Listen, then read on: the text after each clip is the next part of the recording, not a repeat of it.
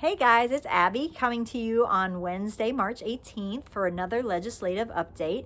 I just got back from the state capitol. I was up there for a Senate Health and Welfare Committee hearing. They also had a House Health and Welfare Committee hearing. I didn't make it to that one because I was in the Senate one because there was a couple bills that I was more concerned with, but there were quite a few bills that were in the House one, and I'll put a link in the description below so you can kind of see what those bills were. And I don't know if they passed favorably or not. You'll have to look at the actual bills to see if they did.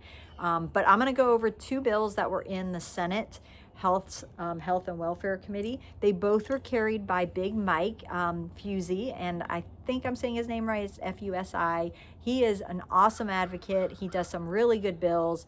The first bill that they heard was SB 4, which is the fluoride bill. He carried this last year as well, and it got shot down in the Health and Welfare Committee in the House side. It did go through the Senate and then through the Senate floor. So he's brought it back with some more, some better language, I think.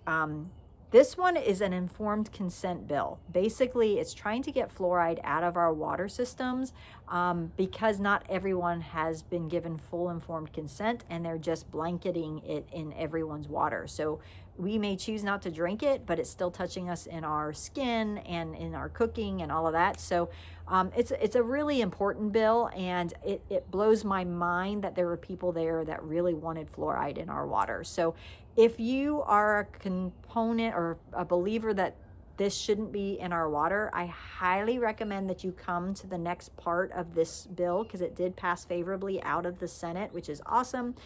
It's going to go to the Senate floor, and then if they pass it out of the full Senate, then it will go to the Health and Welfare Committee in the House side. That is when you need to show up. I will keep you informed of the date of that. But that's where you can come and testify and give your opinion. And if you don't want fluoride in your water, you need to let them know, because right now they think the majority of people want this in their water. And the people that showed up in opposition to this bill were like big names, like the Dentist Association. And they're saying that all of the dentists in our state want fluoride in our water and think fluoride is great and that it's wonderful for our teeth, and that it's enough of a wonderful thing that it should be put in all our water, just in case people don't have the ability to go get dental care. So if you happen to be a dentist and don't believe that, then I really need you to come and testify when this makes it to the House committee. So I will keep you informed on when that is. It's probably going to be a Wednesday, and it's usually in the morning from 9 to 1. We don't know when the bill's going to be heard in that time period. So you'll have to take a day off, which is a super pain in the hiney, but that's what this is. And that's why I'm here, is to inform you of when I need you guys to show up. And we can also send emails out and everything for that too. But yeah, so definitely watch HB 4. It did pass favorably out of the Senate Health and Welfare Committee. Yay! The second one that we were watching was SB 36. This is again another informed consent one, but it's very specific to vaccines. Big Mike wanted to carry this, which I'm super excited, because he wanted to make sure that patients that were under the influence of either anesthesia or just giving birth were not being forced to give products like vaccines to themselves or their children without having full informed consent. So this was a bill that was asking the Louisiana Department of Health to come up with a fully informed consent form that was read to the patient after they had recovered from labor, and they're saying 12 hours, and then after anesthesia or narcotics had been given 24 hours or 48 hours, I think it was. So I think it's a great bill that did need some tweaks. They went ahead and deferred the bill, meaning that they were going to stop it for now, and they're going to work with LDH, our Dr. Griffin, she's amazing, and she's going to come up with a form that has the right language for informed consent.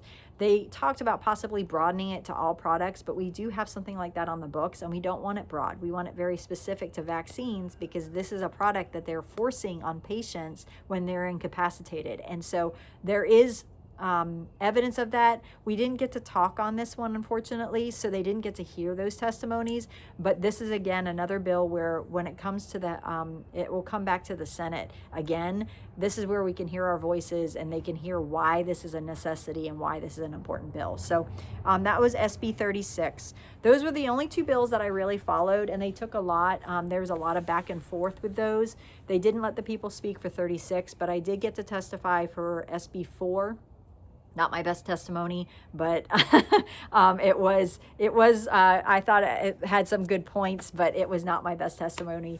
But if you want to testify, and I highly recommend if you want to testify that you do not want fluoride in your water and that there is no informed consent on that product chemical that's going into the water, or even better, if you're a dentist and don't believe that fluoride in the water is the best choice, that they can choose fluoride on a one-on-one basis with a dentist, then I would love for you guys to come. And again, I will keep you informed on the dates of that.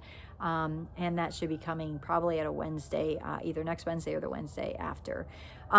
Just to kind of give you an overview of how bills work, the way bills work is they either start in the House or the Senate, and they go first to the committees. I'm monitoring Health and Welfare Committee just because those are typically the bills related to health.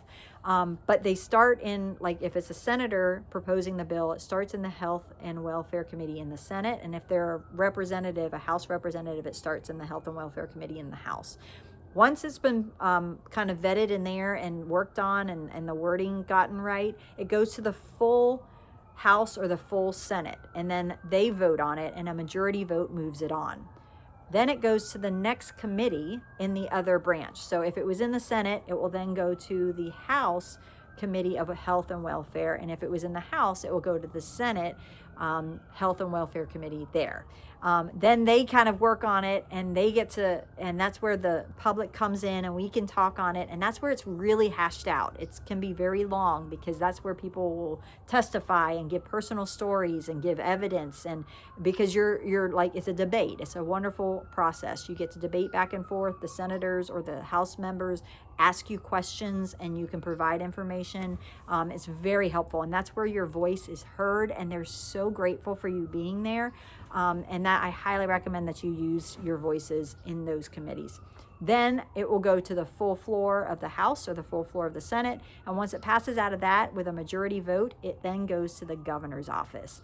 And then that's the fifth step. If the governor signs it, it goes into law. And then typically that law starts and begins on January 1st of the following year. So January 1st, 2027. So that's kind of the process. That's what we're in right now. We're at the very beginning. They're only in committees right now. Tonight, we're going to see Patrick McMath's bills from last week, the 5 bills that passed favorably out of the committee, go to the Senate floor. They're going to be heard at 4:30, which is right now, and they're going to be debating on the floor.